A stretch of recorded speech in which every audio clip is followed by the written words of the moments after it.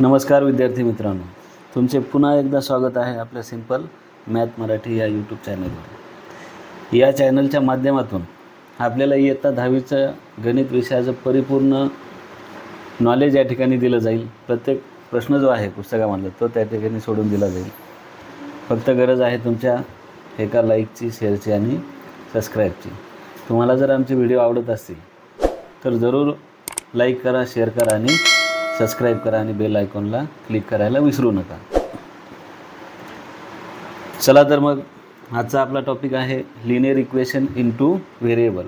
यामधील practice set 1.4। तर त्याच्या आधी आपण काही बेसिक गोष्टी आहेत 1.4 सोडवण्याच्या अगोदर, त्या कोणत्या आहेत तर त्या आपण आता पाहू।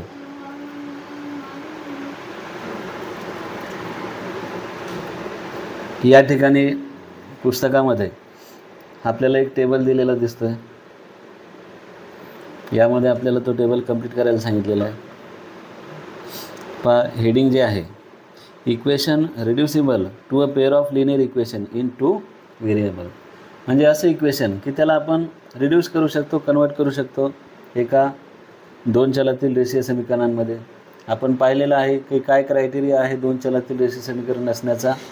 दोन चल असायला पाहिजेत, त्या चलाची डिग्री 1 असायला पाहिजे आणि एक जनरल फॉर्म होता आपला ax अधिक b1 अधिक c बरोबर 0 या स्वरूपामध्ये ते इक्वेशन पाहिजे। परंतु कधी कधी काय होतं, जे दिलेलं इक्वेशन असतं ते थोडंसं वेगळ्या स्वरूपामध्ये असतं। तर त्या इक्वेशनला आपण कन्वर्ट करू शकतो दोन चलातील रेषीय समीकरणामध्ये। मग कशा पद्धतीनं करायचं हे या ठिकाणी लक्ष द्या।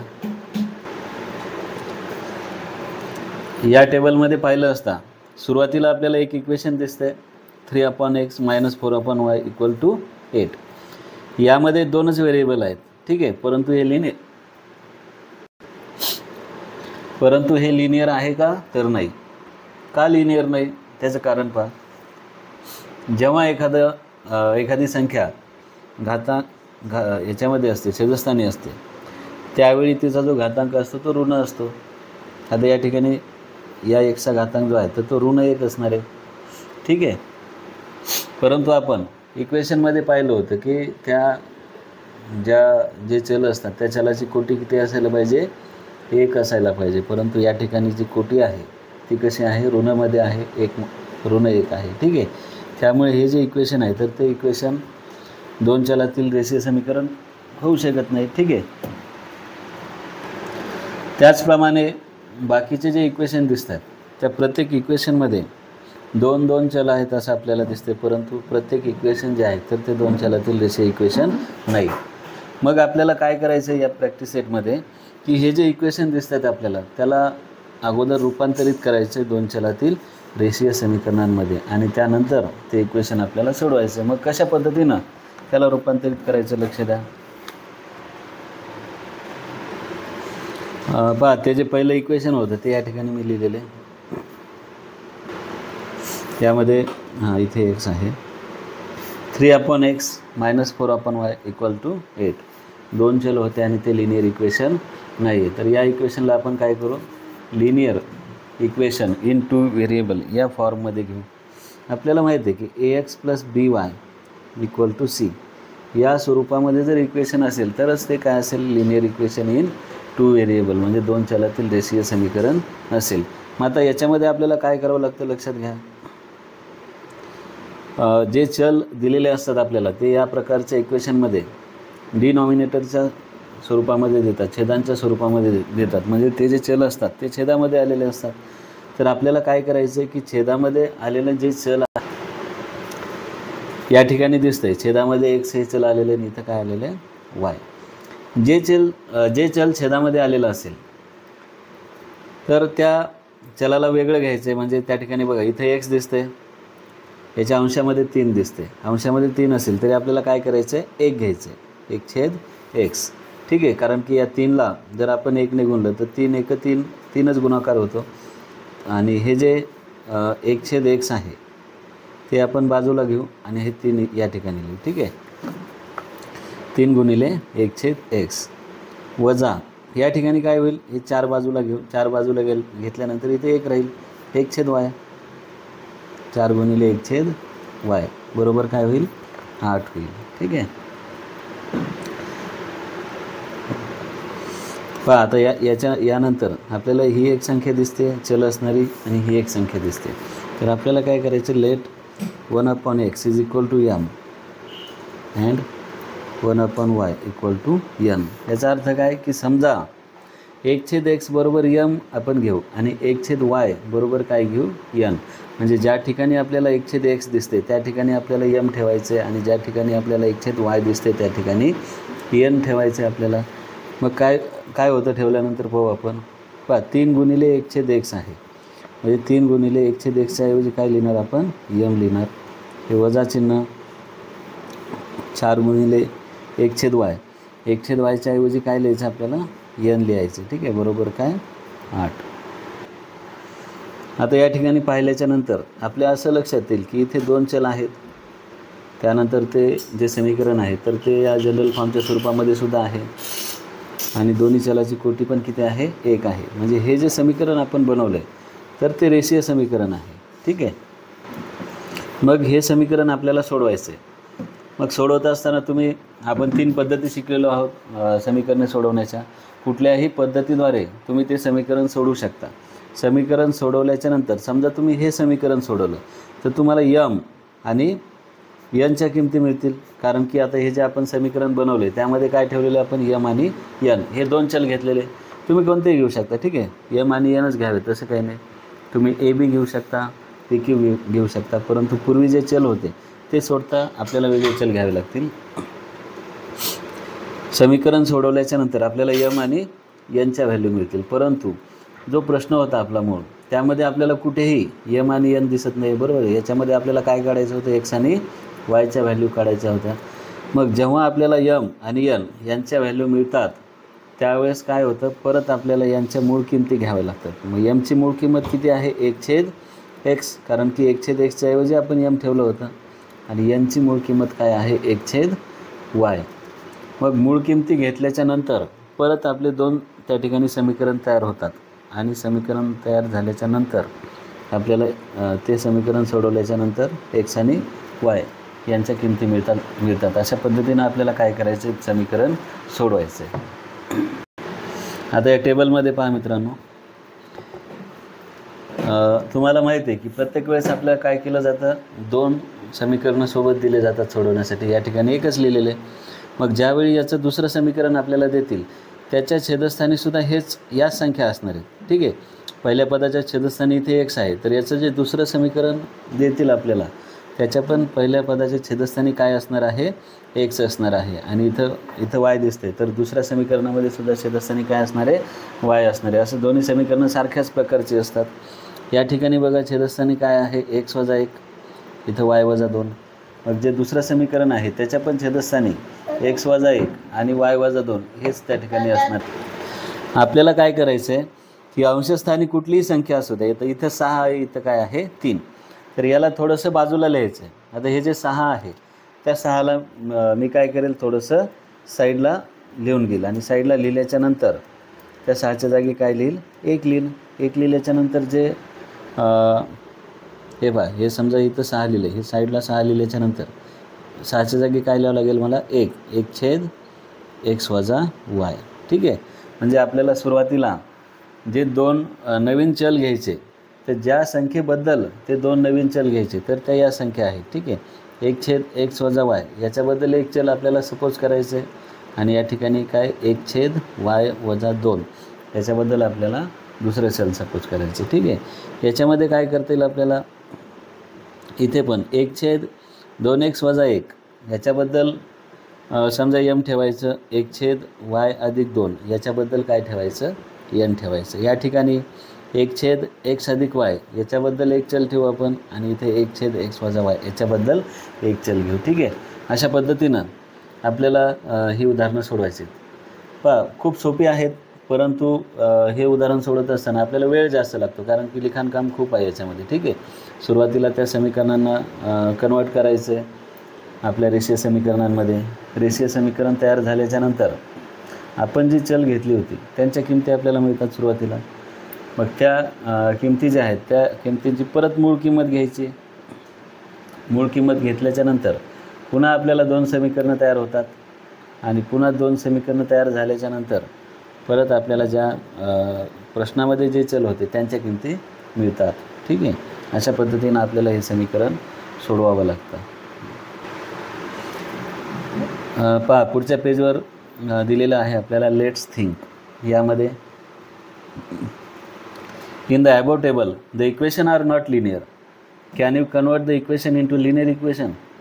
म्हणजे त्या टेबलमध्ये जे काही 4 इक्वेशन आपल्याला दिले होते तर ते लिनियर नव्हते. तर आपल्याला विचारलं आहे की त्या ठिकाणी असणाऱ्या इक्वेशनला तुम्ही कन्वर्ट करू शकता का लिनियर इक्वेशनमध्ये. तर हो, करू शकतो. आपण पाहिलं की एका इक्वेशनला आपण काय केलं होतं, लिनियरमध्ये कन्वर्ट केलं होतं. आणि यामध्ये सर्व इक्वेशन याच प्रकारचे आपल्याला सुरुवातीला जी दिलेली इक्वेशन असणार आहे तर ते लिनियर नसणार आहेत.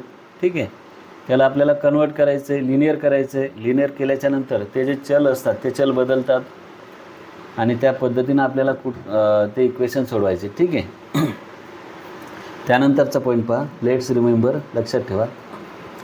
We can create new variable making a proper change in the given variable.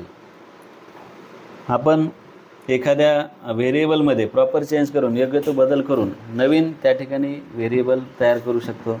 Substituting the new variable in the given non linear equation we can convert them into linear equation. आणि ते जे नवीन 2 चल आहेत तर त्या चलांना आपण त्या नॉन लिनियर इक्वेशनमध्ये, म्हणजे जे रेषीय चल 2 चलातील रेषीय समीकरण नसणारं जे इक्वेशन आहे तर त्या इक्वेशनमध्ये ठेवून आपण त्याला काय करू शकतो, लिनियर इक्वेशनमध्ये कन्वर्ट करू शकतो. म्हणजे त्याच्यामध्ये बदल करून त्याला लिनियर इक्वेशन आपण बनवू शकतो. Also remember that the denominator of any fraction of the form m/n can not be 0. फक्त लक्षात ठेवायचं आपल्याला की आपल्याला जे फ्रॅक्शन फॉर्ममध्ये अपूर्णांकाच्या स्वरूपामध्ये जे काही इक्वेशन देतात तर त्याचा जो डिनॉमिनेटर आहे म्हणजे छेद आहे तर तो छेद 0 नसायला पाहिजे. ठीक आहे, छेदस्थानी 0 सोडता कुठलीही संख्या आली तरी चालते. ठीक आहे, तर या पद्धतीनं आपल्याला काय करायचे आहेत, समीकरणं सोडवायची आहेत. याच्यामध्ये काही सॉल्ड एक्झाम्पल दिलेली आहेत. तर आपण काय करू, जे 1 नंबरचं सॉल्ड एक्झाम्पल आहे तर ते आपण या ठिकाणी सोडून पाहू.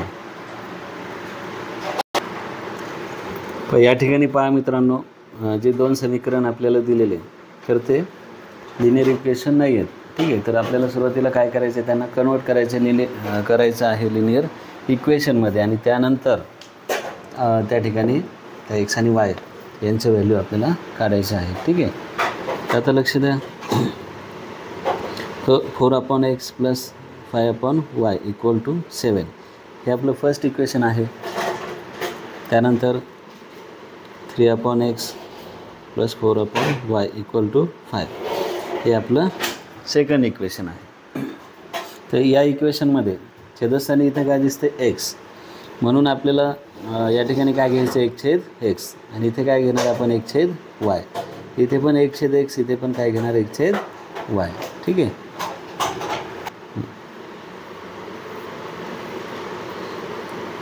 आता पहा या ठिकाणी replacing 1/x = m and 1/y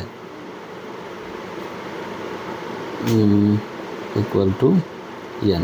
ठीक आहे, म्हणजे 1/x ज्या ठिकाणी दिसते त्याऐवजी आपल्याला m ठेवायचं, 1/y ऐवजी काय ठेवायचं, आपल्याला n ठेवायचं या ठिकाणी. ठीक आहे, आता पहा 4 आपल्याला साईडला लिहावं लागेल आणि हे जे 1/x आहे त्याच्याऐवजी काय लिहायचं, m. 5 आपल्याला बाजूला लिहावं लागेल, 1/y दिसते या ठिकाणी, याच्याऐवजी काय लिहायचं आपल्याला, n. बरोबर काय, 7. हे आपलं इक्वेशन नंबर. आणि दुसऱ्या इक्वेशनमध्ये 3 आपण या बाजूला लिहू, 1/x दिसते आता, त्याऐवजी आपण m. 4 या साईडला लिहू, 1/y ऐवजी n ठेवू. बरोबर काय, 5. हे आपलं चौथं इक्वेशन तयार झालं. आता बघा हे जे 2 इक्वेशन आपण बनवले तर ते काय आहेत, लिनियर इक्वेशन आहे. ठीक आहे, आता या दोघांना आपण सोडवत असताना आपल्याला कुठल्याही पद्धतीद्वारे आपण ते सोडवू शकतो. तुम्हाला वाटलं आलेख मेथडद्वारे सोडवा, जी निश्चयक पद्धती आहे क्रॅमर्स रूल मेथड त्याद्वारे सोडवा, किंवा चलाचा लोप करून सोडवा. तर आपण काय करू, हे समीकरण चलाचा लोप करून सोडूया. ठीक आहे. चलाचा लोप करण्यासाठी आपल्याला काय पाहिजे, सुरुवातीला सेम टर्म असलं पाहिजे आणि त्याचे साईन आपल्याला कसे पाहिजे, डिफरंट साईन पाहिजे. ठीक आहे. मग आता याच्यामध्ये एकही सेम टर्म नाही. आपण काय करू, सेम टर्म करून घेऊ. एखाद्या चलाला एखाद्या समीकरणाला गुणल्याच्या नंतर सेम टर्म होतं का पाहू आपण. आता या ठिकाणी बघा, 3ला जर गुणलं आपण तर 4 आपलं येऊ शकत नाही कधीच, किंवा या ठिकाणी 4ला जर आपण एखाद्या संख्येनं गुणलं तर 5 येणार नाही. ठीक आहे. त्यामुळे एका समीकरणाला गुणून आपल्याला सेम टर्म होत नाही, लक्षात घ्या मित्रांनो. अशा वेळी काय करावं लागतं आपल्याला, की आता हे जे 4 नंबरचं समीकरण आहे, आपल्याला जर यम हे जे टर्म आहे त्याला सेम करायचं असेल तर यमचा सहगुणक किती आहे, 3. या 3ने काय करावं लागेल, या तिसऱ्या समीकरणाला गुणावं लागेल आणि या ठिकाणी जो यमचा सहगुणक आहे 4, त्या 4ने काय करावं लागेल, या चौथ्या समीकरणाला गुणावं लागेल. म्हणजे परस्परांचे जे सहगुणक असतात त्यांनी परस्परांना गुणायचे. ठीक आहे. जर आपल्याला यन जर सेम टर्म करायचं असेल तर या 4ने या समीकरणाला गुणायचं, 5ने या समीकरणाला गुणायचं, अशी पद्धत असते. जर एकाच समीकरणाला गुणून जर सेम टर्म होत नसतील तर आपल्याला काय करावं लागतं, अशा पद्धतीनं परस्परांना गुणावं लागतं. मग आपण काय करू, की हे जे यम नावाचं टर्म आहे त्याला सेम करून घेऊ. मग त्यासाठी काय करावं लागेल आपल्याला, मल्टिप्लाय इक्वेशन थर्ड बाय, आता इक्वेशन थर्ड जे आहे तर त्याला 3ने मल्टिप्लाय करावं लागेल अँड इक्वेशन 4 बाय, आता आणि या इक्वेशन 4ला कितीने मल्टिप्लाय करावं लागेल, 4ने मल्टिप्लाय करावं लागेल. ठीक आहे. आता यानंतर पहा, याला जर 3ने मल्टिप्लाय केलं तर 4 त्रिक 12 यम, त्याच्यानंतर 5 त्रिक 15 यन बरोबर 7 त्रिक 21. म्हणजे अजून एक समीकरण आपल्याला मिळालेलं आहे, त्याला 5 नंबर देऊ आपण. आणि या चौथ्या समीकरणाला आपल्याला 4ने मल्टिप्लाय करायचं. म्हणजे 4 त्रिक 12 यम अधिक 4 चौक 16 यन बरोबर 5 चौक 20.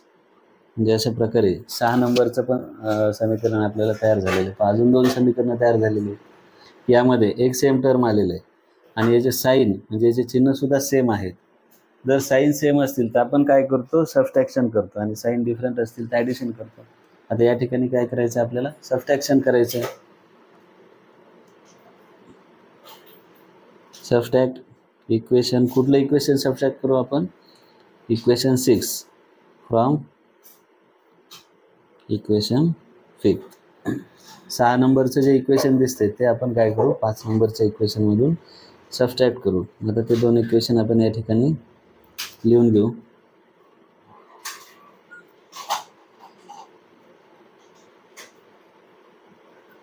वजाबाकी करताना आपण पाहिलं चिन्ह बदलावे लागतात.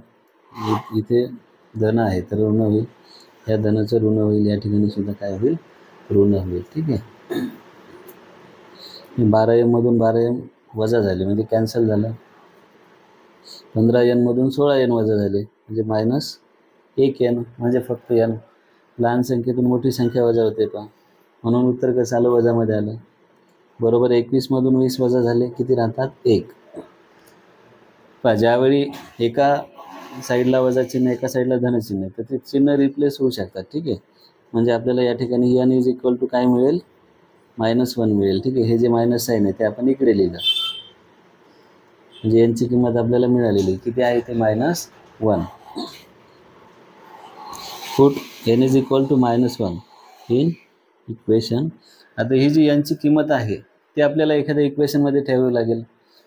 आपण सुरुवातीच्या इक्वेशनमध्ये ठेवू शकत नाही एनची किंमत, कारण की या ठिकाणी आपल्याला एम एन वगैरे दिसत नाही. ठीक आहे. ज्या इक्वेशनमध्ये एन असेल त्या कुठल्याही इक्वेशनमध्ये ती किंमत ठेवून आपण एमची किंमत काढू शकतो. तर आपण काय करू, या 3 नंबरच्या इक्वेशनमध्ये एनची किंमत ठेवू. 3 नंबरचं इक्वेशन लिहून घेऊ आपण. 4m + 5n = 7. यामध्ये पहा 4m + 5n, 5 × n, n किती आहे, -1 = 7. 4m + आता या ठिकाणी बघा 5 इंटू -1 -5 होईल, ठीक आहे, equal to 7. 4m plus into -5 equal to 7. 4m -5 इकडे गेल्याच्या नंतर +5 होईल, ठीक आहे. 4m इक्वल टू 7 + 5 12, ठीक आहे. आणि या 4ला पण इकडे शिफ्ट करू आपण, या बाजूला लिहितो मी. m is equal to 12/4. 4 1 जा 4, 4 4 जा 4 3 जा 12. m is equal to 3. m ची किंमत 3 आलेली आहे. यानंतर पहा आता n आपलं -1 आलं होतं आणि m किती आलेलं आहे, 1 आलेलं आहे, ठीक आहे. म्हणजे आपण जे चल सपोज केले होते त्यांच्या किमती आपल्याला मिळालेल्या आहे. आता आपल्याला काय करायचं आहे की ते जे चल होते, व्हेरिएबल होते, त्यांच्या ओरिजिनल किमती आपल्याला घ्यायच्या आहे. इथे लिहून घेऊ आपण. Now take original values of m and n, ठीक आहे. m आणि n यांच्या ओरिजिनल व्हॅल्यू आपण या ठिकाणी घेऊ. m इज इक्वल टू काय होतं, 1/x आणि n is equal to 1/y, ठीक आहे. पहा या ठिकाणी आपण दिलेलं होतं पहा, m बरोबर काय 1/x होतं आणि n बरोबर काय होतं 1/y होतं, ठीक आहे. आपण काय केलेलं या ठिकाणी त्यांच्या ओरिजिनल ज्या व्हॅल्यूज आहेत तर त्या परत आपण ठेवलेल्या आहे. आणि आपल्याला याच्यामध्ये m आणि n म्हणजे काय आहे हे माहिती आहे. आता m ची किंमत 3 आलेली, मग m च्या जागी काय ठेवू आपण, 3 ठेवू. 3 इज इक्वल टू 1/x. आता या ठिकाणी काय होईल, हे एक छेदस्थानी इकडे आल्यानंतर अंशस्थानी जाईल आणि हे जे 3 आहे त्याच्या छेदस्थानी 1 असतं, बरोबर आहे. म्हणजे हे अंशस्थानी इकडे गेल्यानंतर छेदस्थानी जाईल, ठीक आहे. म्हणजे काय होईल, 1 बरोबर 1, x बरोबर 1/3. आणि या साईडला काय होईल आपलं लक्ष द्या, n ची किंमत आपल्याला माहिती आहे -1 बरोबर काय आहे 1/y. y इथे येईल आणि हे इथे येईल, ठीक आहे. म्हणजे y बरोबर 1/1, ठीक आहे. आणि हे काय मायनस, मग -1/1 म्हणजेच काय -1, ठीक आहे. छेदस्थानी 1 असेल तर लिहिण्याची आवश्यकता नाही. आता इथे पहा, हे जे वजा चिन्ह होतं ते छेदस्थानीच्या 1ला होतं, ठीक आहे. छेदस्थानी जे 1 इथे गेलं त्याला वजा चिन्ह होतं. अपूर्णांकामध्ये दोन्हीपैकी कुठल्याही एका संख्येला जरी वजा चिन्ह असेल तरी ते पूर्ण अपूर्णांकाचं वजा चिन्ह असतं. म्हणजे जरी छेदाला वजा चिन्ह असेल तरी हा अंश पण काय राहतो, वजा राहतो. त्यामुळे आपण या ठिकाणी काय लिहिलेलं, उत्तर -1 लिहिलेलं, ठीक आहे. अशा पद्धतीनं सोल्युशन आपण काढू शकतो. xy 1/3 आणि -1 या पद्धतीनं आपलं सोल्युशन आलेलं आहे, ठीक आहे. पहा तुम्हाला समजलं असेल उदाहरणं कशा पद्धतीची असतात. तर आपण याच प्रकारची उदाहरणे असलेला प्रॅक्टिस सेट 1.4 आता घेऊया पुढील व्हिडिओमध्ये, ठीक आहे. तुम्हाला जर व्हिडिओ आवडत असतील तर लाईक, शेअर आणि सबस्क्राईब करायला विसरू नका. धन्यवाद.